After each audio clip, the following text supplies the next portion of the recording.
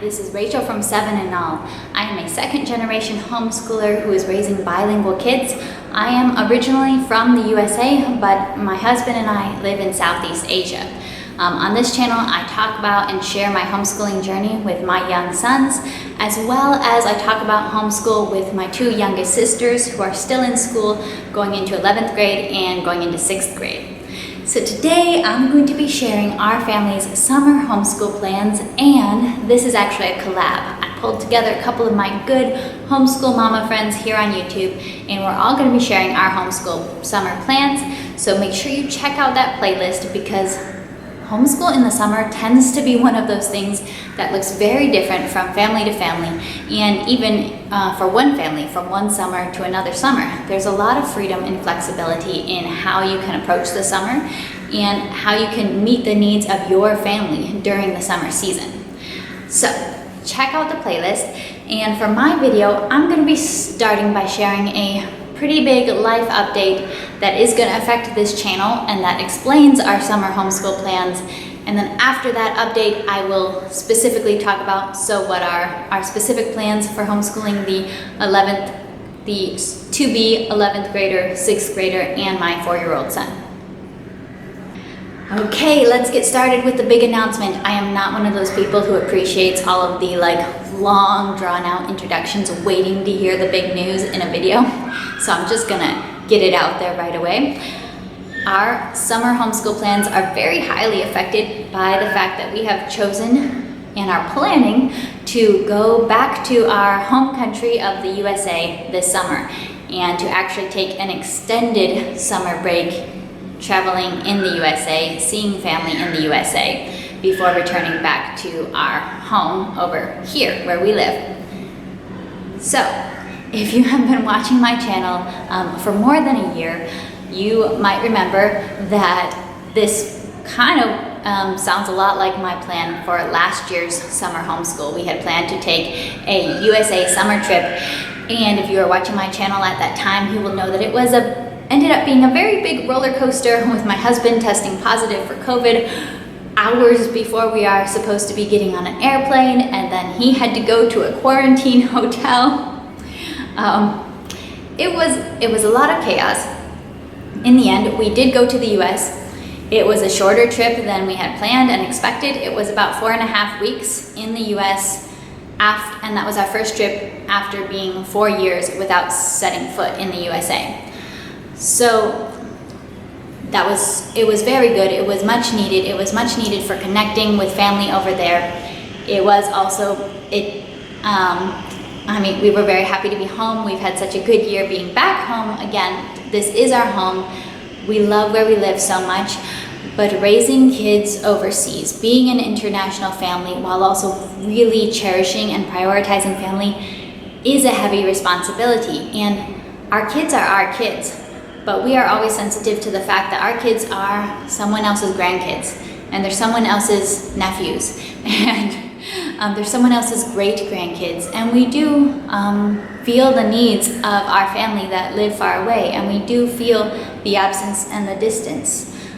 Being an international family, I don't think has ever been completely easy. The world is still trying to navigate in this more globalized world. We're trying to navigate how do you maintain strong relationships and strong intergenerational connectedness when families are much more separated by distance than typically they were in the past. Coming into this summer, we have those considerations of we want our kids to be connected to their family, to have these strong relationships and strong memories with their family. How do you do that when you don't see them often?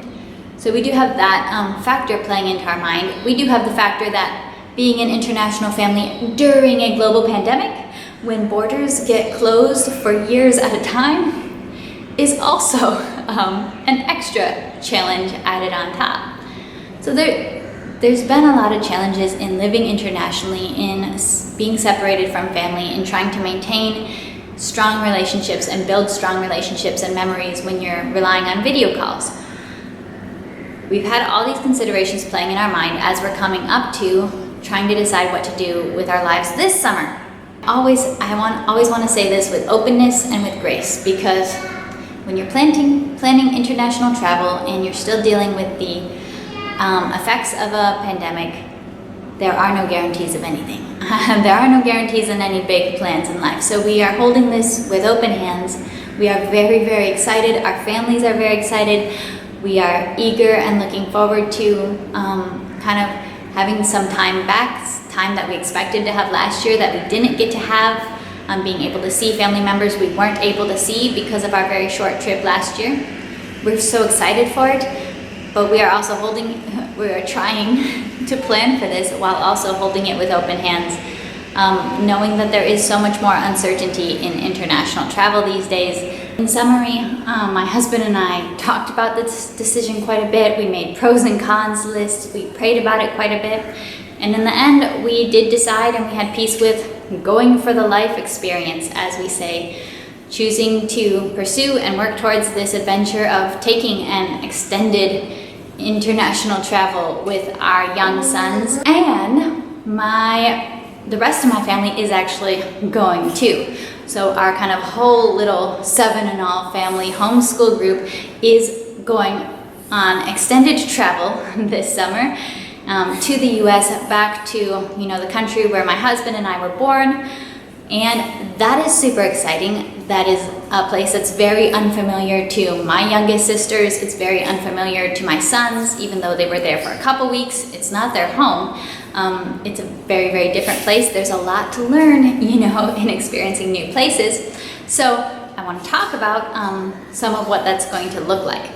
So now I'm going to talk a little bit about our homeschoolish plans for each of the kids, what I imagine this looking like when thinking about being in a different country and away from our home for weeks, and months actually, what this is going to look like. And then at the end, I'm going to talk about what you can expect to see on this channel and what are some of the implications for our channel from our unusual summer homeschool plans. Okay, I'll go oldest to youngest. So I'm going to start with our teenager who's going into 11th grade, my sister. I'm not worried about her academics at all with being away from the typical homeschool routine for a few months. She's going to be fine. We are year-round homeschoolers. I always say we tend to take breaks from school when there's a really good reason to take a break. And with being, pretty much at home the past 2+ years now, she hasn't really taken much of any break from school. She is young for going into 11th grade, so I have zero worries about her taking a longer break. To be honest, at this point, she could be very competitive with any typical college freshman, going into college freshman year classes. So even though she's in high school, there are really no worries for her about taking a longer than usual summer break. She'll be able to go right back. So what we're working right now is just finishing up all of the current courses she's in, the chemistry and her current sunlight year. So we're getting everything finished before the end of the school year and when we're going to be leaving. And then she'll just plan on starting right back into the next year's school curriculum, the 11th grade curriculum that I showed in my 11th grade curriculum picks video. She'll be starting that just as soon as she returns, go straight back into or starting into the 11th grade work. Now, while she's traveling, what she said that she really wants to continue working is on her Chinese. And I think that's a really good focus for her to be having. She really wants to continue just having a regular daily routine of practicing writing her Chinese characters. As someone who's also studied Mandarin Chinese in my life, I also know that writing characters is the first thing that's going to get rusty if you're not using it very much. So she's worked really hard on building her Mandarin Chinese skills gradually, and she's just probably going to be bringing some notebooks with her, and she can look up characters or copy sentences, doing copy work, but in a different language, and just different activities like that to continue working on her Mandarin Chinese. She also listens to a podcast, so that's obviously something that can travel with her very well. Next is our upcoming 6th grader, and for her, this is also, travel to a country that you are not at all familiar with is going to be a hugely educational experience. There's going to be a lot that's very new for her on this trip. She's going to be able to see a lot of history in real life, things she's only read about in books. She will now have a chance to see in real life, and that is hugely exciting. There's a lot to learn when going to a country that's going to be very, very different for her. Now for her school, she is a little bit, maybe not necessarily totally on grade level. She tends to be on grade level in math, but a little bit behind in her reading comprehension.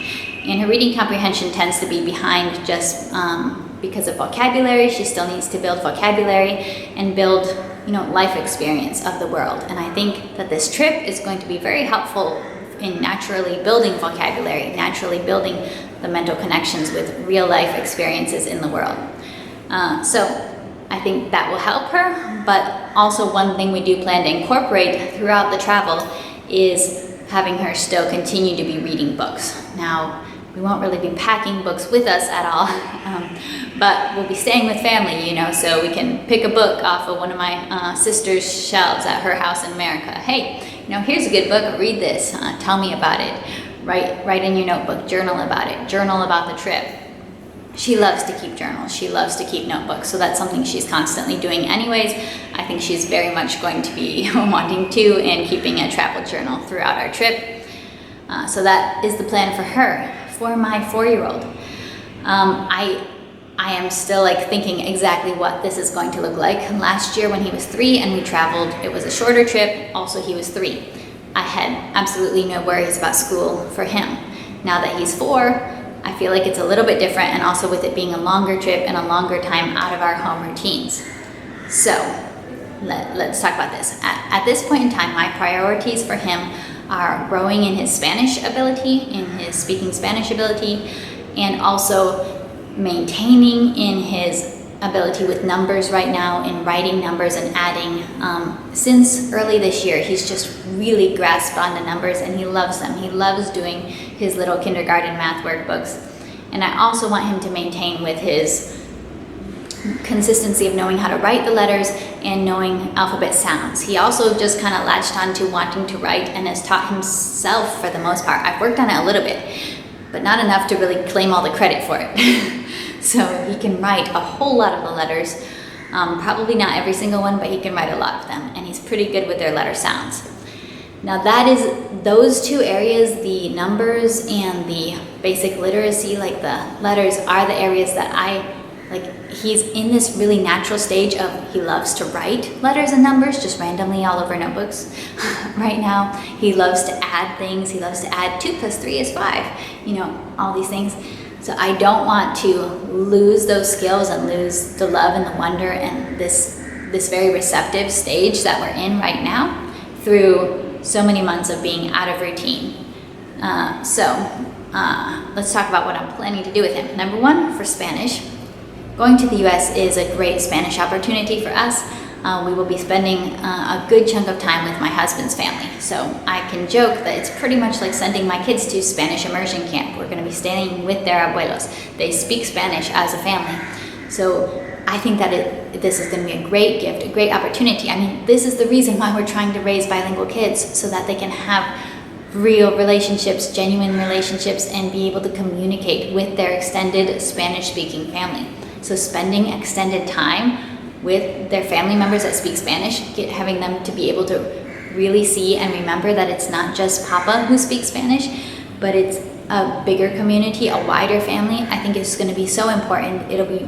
I'm excited for them to get to spend time surrounded by more Spanish speakers, because we don't have a Spanish speaking community here. So to me, that's taken care of. Yeah, Spanish immersion camp. Then on the letters and the numbers, I'm not going to be traveling with school books. We're going to be traveling very light. We'll be staying with different family members and hopping around to different parts of the country, in some ways staying with friends. For my kind of general plan is for me just to be a little bit more aware of this stage that he's in of excitement about letters and numbers, and to really be intentional about bringing up opportunities to look at letters and numbers in real life. Hey, let's look at this license plate on this car. Or, hey, you know, we're sitting in the car for driving for a couple hours to see someone. Let's take a notebook and we'll write numbers, or we'll write your name, or I'll do, you know, just play little what's 2 + 2 kind of games with whatever items I have on hand. I think for me, since I'm used to having my routine and relying on the workbooks, having all that fun with him, it's just something I need to be a little bit aware of, is making opportunity to have those number conversations and have those letter conversations, and give him notebooks and say, you know, draw b, and have him draw letters, which he loves to do. But I know for me, being out of my routine, I wouldn't necessarily be thinking about it unless I'm intentional at the beginning that, hey, this is something that I want to and need to incorporate for him at this stage, so that we can, you know, keep just maintaining his love for these concepts without losing ground during a couple months away from home and away from routine. Now, what will this mean for the channel that we are going to be out of our routine for a couple months? Definitely, I want to say, if you are on Instagram, follow me at 7inall family on Instagram, because I'm not like super big into Instagram, but I do try to post pretty regularly on there, and we'll be sharing, you know, little real life updates. I will try to pre-film videos for the most part. I'm probably only going to be having one video a week on this channel while we're traveling and through the summer break. But here's the thing. You can go and follow my other channel, which tends to be rather sporadic. Right now, it doesn't have a whole lot of videos very frequently, but my vlog channel, 7inall Adventures. I'll put in a card, or I'll put the link in the description. You can go follow that channel, 7inall Adventures, if you are interested in seeing some of our family travel and seeing some of what we're doing, spending time with my brother and my sisters in the US, going on little adventures. Something I really like to do on that channel is what I call micro travel vlogs, of just visiting a small, unique place, roadside kind of stop, or just a unique little family-owned restaurant, or a little state park. Not like grand, you know, tour of whatever state, but just little micro family moments, family travel, cute memories that I want to preserve. That's the style I tend to do on that channel, and you'll notice if you go over there have not been many videos because we've just mostly been at home for quite a while. But I do plan to kind of record moments from this big, unusual adventure that we're getting to have of traveling to the US and being there together with my parents and together with my youngest sisters, having this shared experience with them.